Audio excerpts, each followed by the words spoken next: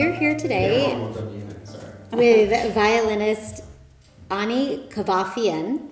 Did I get it right? Beautiful. Who is a soloist, a recitalist, and a chamber musician who has performed with virtually all of America's leading orchestras and major venues across the country. Ani has premiered and recorded a number of works written for her and has been featured on many network and PBS television music specials. Ani tours internationally as an artist member of the Chamber Music Society of Lincoln Center and frequently performs with her sister, who is also a violinist and a violist, Ani Kavafian.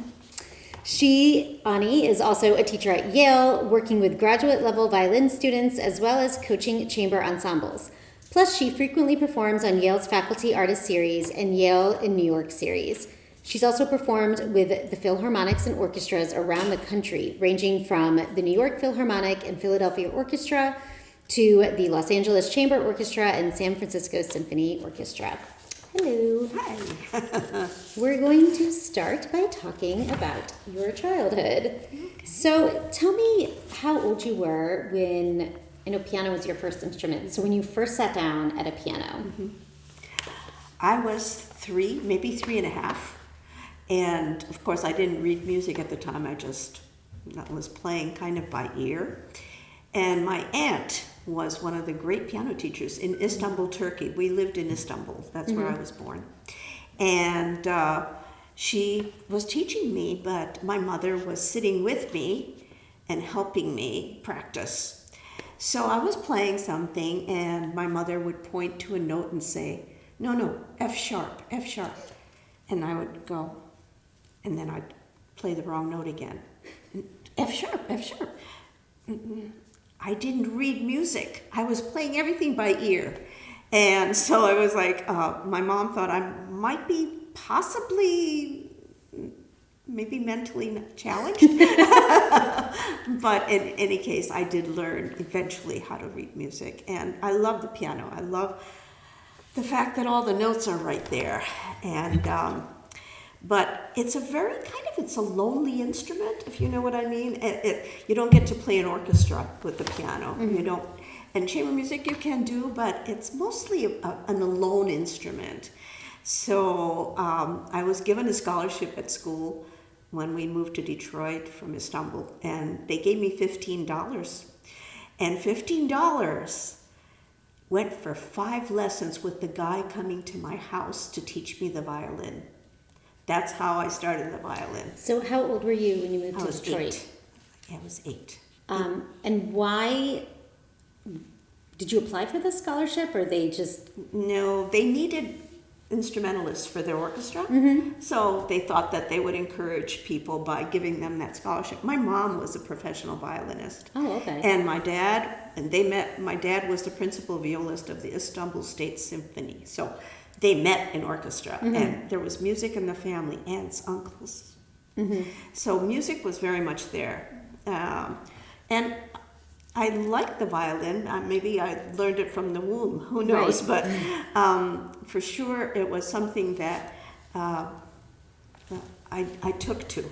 Mm-hmm. And so with the $15 scholarship and 5 lessons, this man, who was really a great teacher, he actually later became my stepfather when my father died. Fascinating. And my mom married my first violin teacher. And it was so close, very close-knit. And he was a wonderful teacher. He taught my sister as well. And his name was Ara Zerunian, another Armenian name. We're Armenian background. And my parents found him because of that last name. When they saw Zerunian, they thought, this could be. But it turns out he was a wonderful teacher. So they were able to pick the teacher? Yeah. It was just you got the stipend? Yeah. Okay. $15. Mm-hmm. I don't even want to tell you how much I charge right now for lessons. But $15 was a good start. And then after that, he kept on coming to the house. I was with him for 5 years. Wow. And then when it was time to go away from him, he basically took me to the principal violinist of the Detroit Symphony, the concertmaster. And this guy was a old Russian soul, and wonderful, wonderful, wonderful player. And I studied with him for a few years, and then I came to Juilliard. So when you picked up a violin for the first time, I mean, there had been violins in your home and violas, I assume. Mm-hmm. How did you feel when you started playing it for the, well, plucking at it, I'm sure, for the very first time? Oh, it was ugly. Gee, it was As really it is. ugly. It's such a hard instrument to start because there's no frets. Mm-hmm. So it's all like wherever you put your fingers, it has to be in the right place, and you have to learn where the right place is. And so it sounded terrible. The bow is hard to learn. We started by just plucking like that, and then eventually put the bow to the strings, and he made it fun. We started on books, really beginner books, and when I passed one of the exercises, he would give me like one of those sticker stars. It was like, yeah, I'm getting. It was encouraging, as it was for Ida, my sister. Now, did your mom have the same, like, F sharp for you with the violin? Was she involved, or did she back off? She backed off on the violin, and I think that was smart. My father and my mother decided that maybe this was something between me and the teacher, and they trusted him, and I think that was this. Of course, I had questions sometimes that they could answer. Right, that's nice. Like, why does this sound so horrible? Right. What am I doing wrong here? Yeah, could you help me with this one? But I think they were basically, by that time, 8 years old, it's different than 3. But it was a good beginning, and I think it was obviously good enough that they decided that I wanted to go to the University of Michigan. That was the school I really wanted to go. Many of my friends were going there, and the teacher was phenomenal there. But my mom stepped in on that one. She said, no, you're going to go to New York. You're going to go to Juilliard and study with another Armenian, Ivan Galamian. So she brought me to New York. I played for the man, and he said, yeah, well, I'll teach you at Juilliard. So. Is your sister older or younger? She's 4 years younger, 4.5 years younger. So did she play piano first as well, or she? Kind of a little bit, not so much. She was a tomboy. She wanted to be a cheerleader, so she was totally different than I am. She still is, but she started with her starting on the violin was something of a little bit of a mystery joke for my parents, because they were in the house, but they were each teaching in different rooms.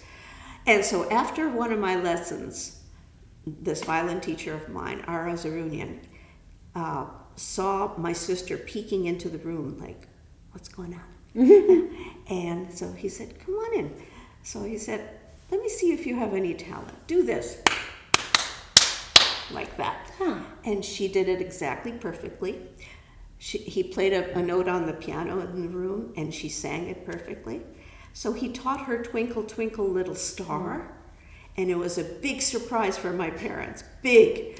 And big performance. One day he sat them in the living room, and she came in and she played, and she's incredibly talented. So.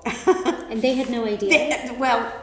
They pretended like they didn't know. I don't know to this day if that was something they just put on. But, and my father, I remember his reaction was, oh, isn't that great? That's so good.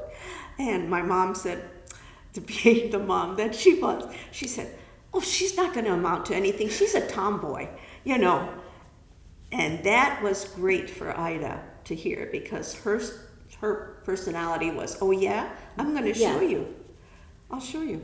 And so how old was she? She was six. Yeah, that's the perfect age for that personality too. So they had no idea she had any musical ability? They did not know. Because she was just so into sports. She was outside. She'd come from school and she'd go outside and play with her friends. So interesting. But she's major. She's major. Now, right? Yeah. So besides your parents and your first teacher, were there other people or, other things, I guess, that inspired you as a child? Yeah, cooking. My mom was a great cook, and but we would only be able to taste her food. I wish that I could be in the kitchen with her and see what she was doing, but she would say, "No, go back, go practice, go practice." Oh. So the cooking has become a passion of mine. I love cooking, but as far as musical mentors. There were many. My second teacher, Misha Mishakov, was amazing. And we used to listen all the time to David Oistrakh. He was one of my heroes. Nathan Milstein, another hero. So these were people that I would hear on recordings. And, you try to imitate their sound, wondering how they can make that luscious sound of theirs on an instrument that is so unwieldy. But yeah, those two were very much, and Shumsky later on. My sister studied with Oscar Shumsky at Juilliard, and she would come home and tell me things that he would tell her. So I was feeling like I was getting a little double lesson from two teachers. And did she willingly go to Juilliard, or? She actually did, yeah. She started out, she went to Interlochen Arts Academy, and that prompted her to follow in that kind of stuff. She started getting serious, especially after high school or during high school. And then she eventually came to New York to go to the Professional Children's School, which was basically, I guess it's something else now. It's I know what you're talking about. Yeah. Anyway, and then she started with Galamian, the same teacher I was studying with, and then she switched because, not every teacher is perfect for each student. And she was a different personality. She needed different things. And I needed Galamian. He was the right teacher for me. When did you decide that this is what you wanted to do for your career? Boy, I think it was pretty early, which in a way is easier because if you have a direction, you're more motivated to go that way. Being in a house full of music was like, I really enjoyed it, and especially the violin, because now I was playing in a string quartet and in orchestra, and I was principal violinist in the orchestra. It was very, it was inspiring. As a child, you were a principal violinist? Not right away, but I think in high school. You were a principal violinist already? Wow. That's great. No, that's amazing. I was practicing though, Gia. Yeah. See, that's how many hours a day did you practice? Oh, yeah, that was interesting. A minimum of 2 hours on the violin, and usually about the same on the piano, maybe a little less. But then the violin gave way to the piano because it was violin, piano, and homework. Right. And I was absolutely not going to give up my grades. I wanted to get good grades. That was going to be my next question did you ever study? But yes, you did. Yeah. So grades were important to you Grades also. were important. Do you remember the first big piece, in your mind, whatever big would be to you, that you accomplished? Oh, the first big piece. Yes, the Khachaturian Violin Concerto. And I started that with the second teacher I had on the violin, Misha Mishakov. And I was determined to play. I was playing it as a soloist with one of the orchestras around Detroit. There are a lot of orchestras around Detroit, so we were lucky that we were getting solo opportunities there. And I was learning how to play that piece. It's a piece that's close to my heart, being Armenian, and the kind of music, especially in the slow movement, it's like very Armenian, like Middle Eastern. And so that was a big accomplishment for me. I think, around the time that I really decided to be a violinist, I was really focused on this instrument and not so much the piano. That gave. How long is that piece?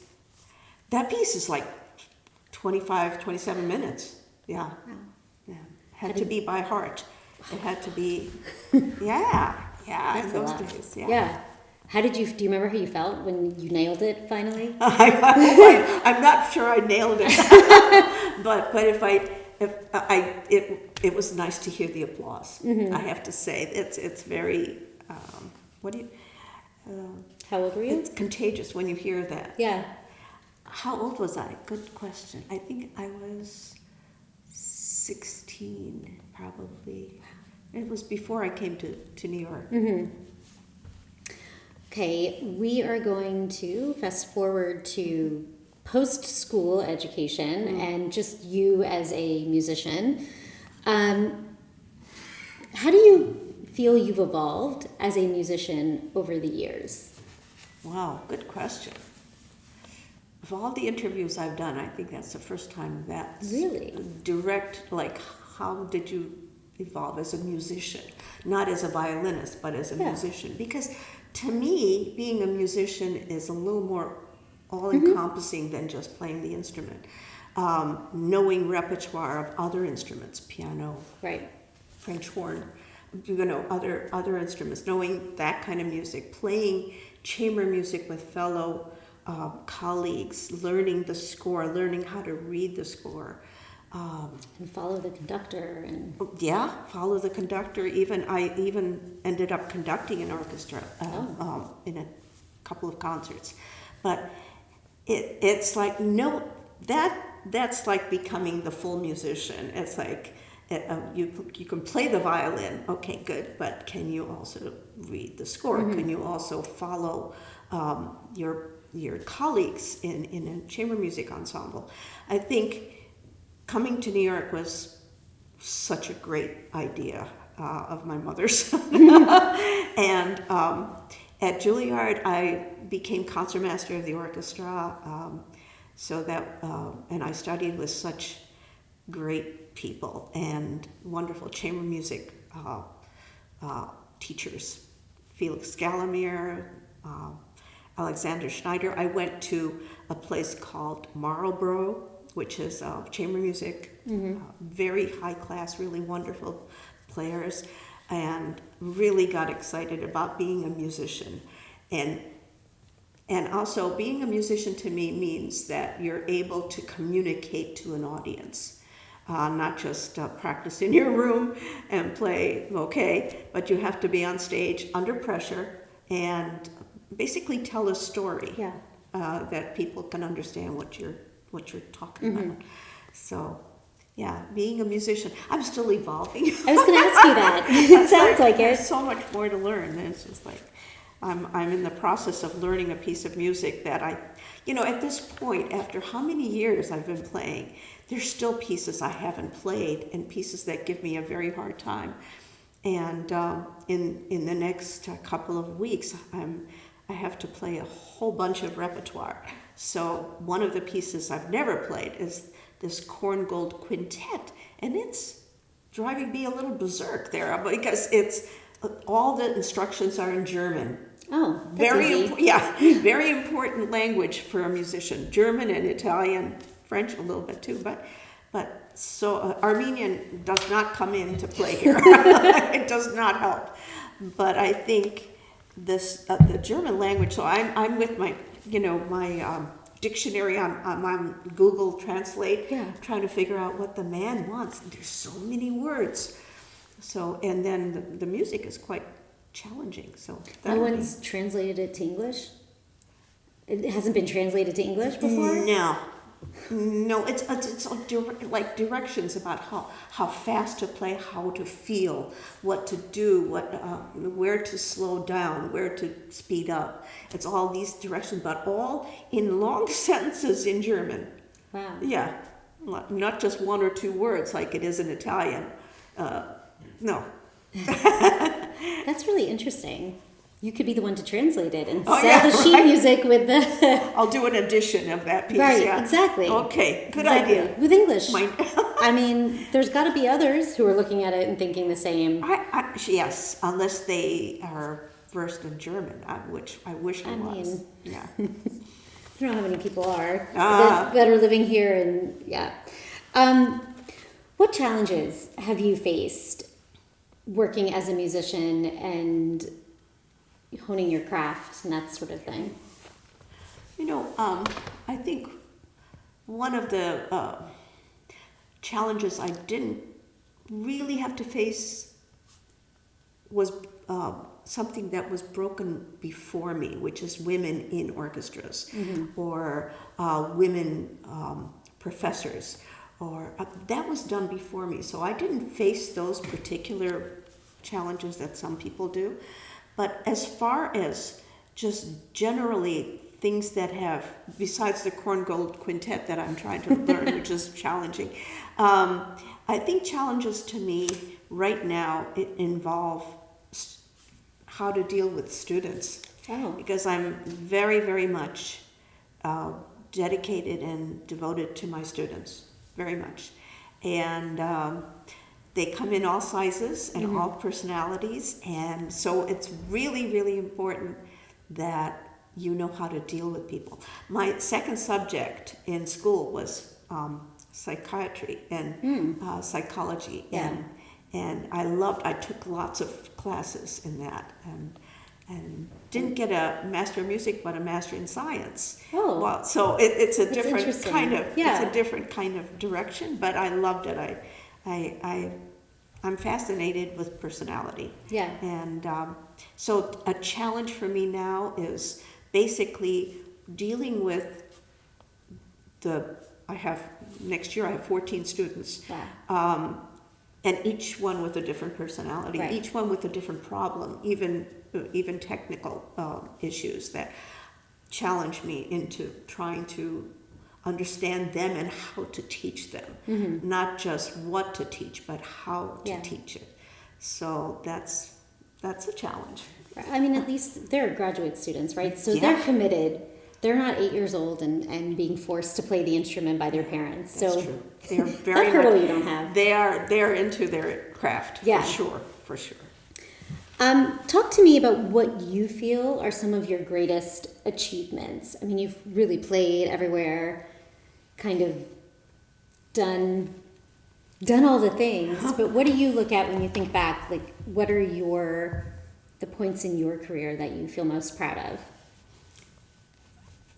Being a clue in the New York Times crossword puzzle. Ah, It has nothing to do with music, but it has everything to do with music. So that was, and it's been many times that I've been on that, in Los Angeles Times as well, and Washington Post.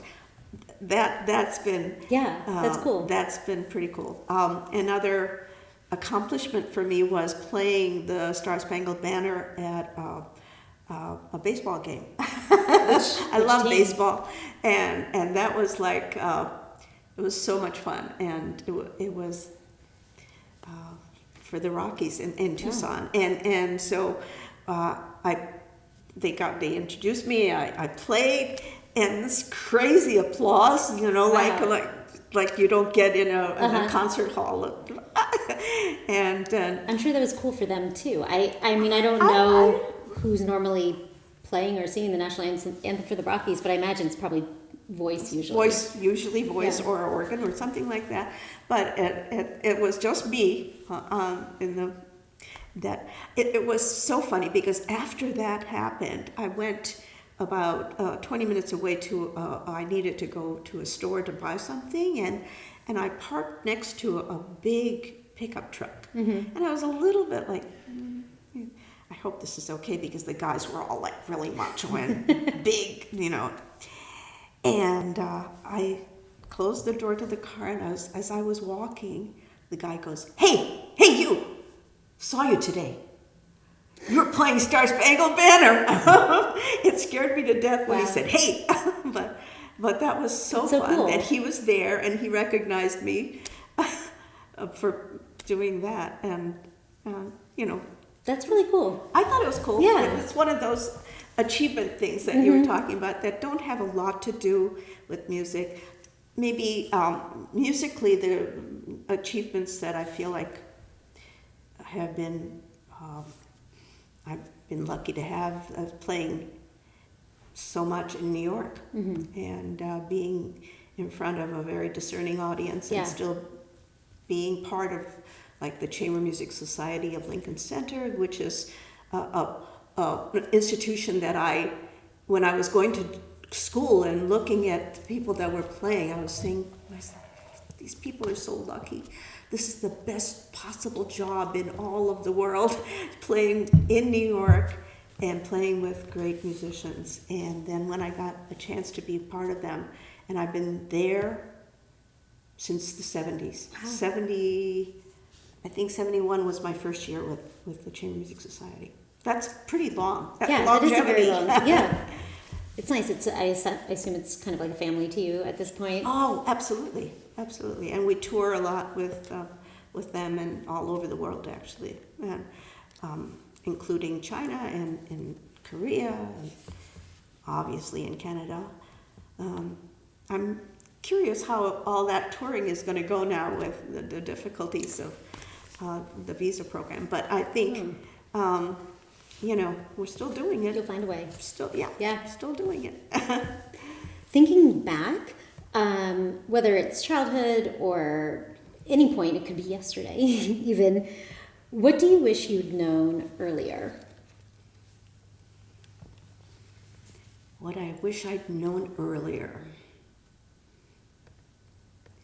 Well, I wish I'd known how to better balance a regular life with my husband and a career, not making him feel that he was second to the career. What's the secret? Please tell me. Oh, I would love to tell you. I don't think I've learned it. I just have a very understanding husband. And the difficulty is always going, like tomorrow I'm leaving for 9 days. And then I have 7 festivals this summer, Wow. 7 different places that I'm playing. And so how to say no would be a good thing I wish I'd learned. Yeah. And if you know how to do that, you can tell me. But how to say no, it's difficult to do that. You get an opportunity, you think, oh, this is so great. Look at the people that are playing with me, and oh, I want to do this. Yeah. And so you say yes, and then you get 7 festivals.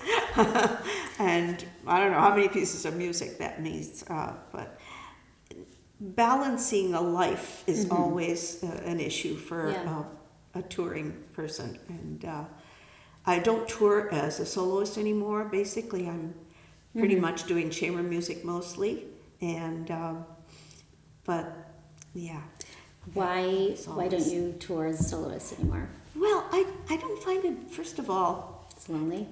yeah. So are we back to the loneliness at the piano? Yeah, exactly. Find by yourself. And I always, I go to a hotel and I don't even want to go to the restaurant by myself, So either I know somebody in town or I just order room service, which is fine. But I think that, and also there are younger people playing now that play so well, and what am I? Pass the torch. What? Yeah. Yeah. Here, you guys do it. And some of them are people I've taught. So Well, that's nice. which is so Yeah. wonderful to see. It's like having grandchildren. Does your husband ever travel with you? Yes, he does. But only places he likes. I don't blame him. I don't blame him. Yeah. When I go to a place that he thinks he'll take, he's a photographer. So if it interests him enough, if the environment is something, and he's not like a beauty photographer, like beautiful landscapes. No, he goes and he photographs a garbage can or something that's discarded that looks really interesting to him. Yeah. When we go to museums, he doesn't take pictures of art so much, but of things in a museum that he finds interesting, a doorknob or a piece of something sticking out. And so he's a very different kind of photographer, a different mindset. I like that. So when I go to a beautiful place that's not, is that interesting to him? No, it's not. Just places. We're going to go together, I think, to Staunton this time. I think he's going to come with me to the Heifetz International Institute Festival. And he's never been there. I've told him it's a very interesting town. And I said, I think you'll find some really good nook and crannies. So he's going to do that. He's going to come with me to Taos in New Mexico. That's got to be interesting to My photograph. my sister built a house in Santa Fe, and the festival is in Angel Fire, New Mexico, which is outside of Santa Fe and Taos. He'll come there. Good. Yeah. Any advice that, I mean, I'm sure you offer your students advice. So to all the people who are not your students, who either are going to read this or watch or listen to it, any general advice for people who are, whether they're children or even adults, you know, pursuing music as a passion or perhaps a career? Yeah, well, let's hope you all love what you're doing, because there's so many times where life takes a funny turn on you, and your first inkling is to say, maybe this is not for me. But if you love it and you see that it's giving joy to people, and music is a very special way of communicating with people. I think it's, I'm really lucky that I have a career, but I can't say that every one of my students is going to have a career. Right. But if you love it and you're passionate about it, you'll find a way to keep going some way, even if it means playing in the back of an orchestra somewhere, or teaching young people, or I think teaching is the most satisfying way, by the way, of continuing music. It's an education for yourself as well as for those. I'm going to do something in Karamore this next, I think it's in October, the last week of October, called The Rising Stars. And this is for where young people that are very young professionals, I should say, come together, and we play together. There's 2 or 3 mentors, and we give a few concerts in that beautiful place. And so that'll be local. Yeah, that's 10 minutes from my house. Right. It's so gorgeous. It's gorgeous, and it's convenient. I don't have to take a trip on the airplane. I guess you'll be in the Rosen House? I think so. Yeah. Yes, I think it's in October, so it's not going to be outside. Unless it's one of those weird days. Yeah. Who or what inspires you today? I think now, I used to be inspired by the names that I like, Nathan Milstein and David Oistrakh and Oskar Shumsky. But now I get inspiration from the young people that play so well. And so energetically, and it's like it reminds me of 40 years ago when I was doing what they're doing now. And so the inspiration comes from that, and students who get wonderful positions, different places. When there is a successful recital by one of my students, that gives me inspiration. That means that I did an okay job teaching them. Otherwise, I think that career-wise, I'm very happy with how things have turned out. I'm happy with the idea that people that know something about music know my name, and that's really rewarding. That's like, all that hard work is paying off. Right. And now it's even more work to learn something, more work, more hours to put in, because it doesn't come as easily when you're a certain age. I think you have to put in the time. But the fact is, you can still do it, right? That the muscle memory, the muscles are always working, the brain, right? And the brain is very important, absolutely. But, most people, have problems sometimes with carpal tunnel or something that happens to their fingers and they can't play anymore.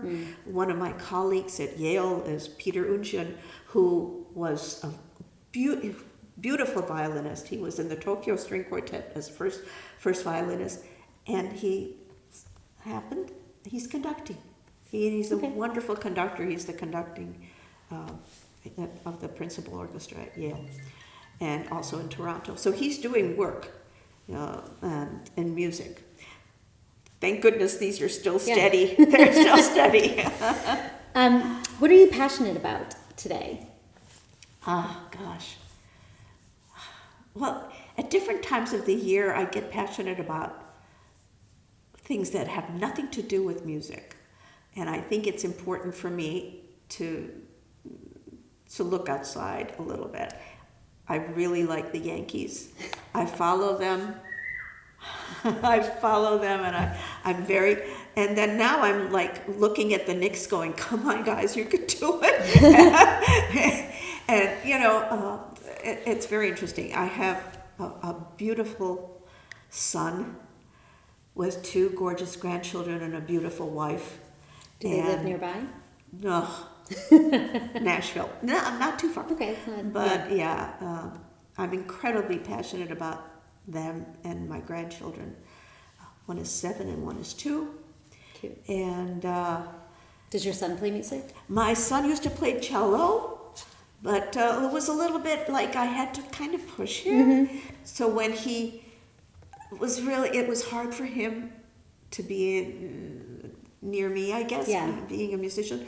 So I didn't want to force him into it. Right. So I asked because Nashville. So Nashville. Oh yeah. Well, that kind of music I think he likes too.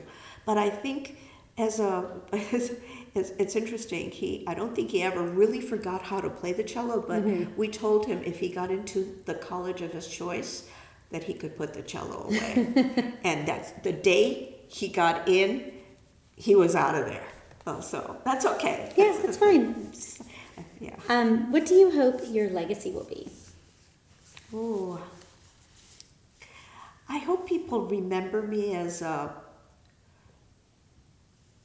not just a violinist, but a musician who cared about more than just their craft. And, somebody that, was an expressive soul. And I'm hoping that people remember me as a more complete player, more complete musician with chamber music. I was concertmaster of a couple of orchestras, one in Seattle for a part-time kind of thing, and then for 8 years with the New Haven Symphony. I love orchestral music, chamber music, orchestra, teaching, solo, all of those things, like a combined thing of what I feel made me who I am. Yeah. So I hope that's my legacy, that I'm a more complete musician. My last question, which is always my favorite, is what is your dream? And that could be anything. I mean, it could be music related, it could be personal, it could be world peace, it could be whatever you want. Yeah. I think, my dream is for our democracy to survive. It's a good dream. It's a really good dream. Sorry, my son keeps calling. Mine too. What? Mine too. That's your dream too? Aw. One of them. Our democracy Right to on my survive? heart,